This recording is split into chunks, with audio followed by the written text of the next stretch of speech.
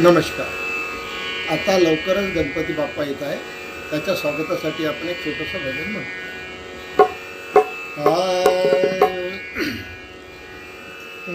ज्याचे सोंड लांब सुपा एवढे का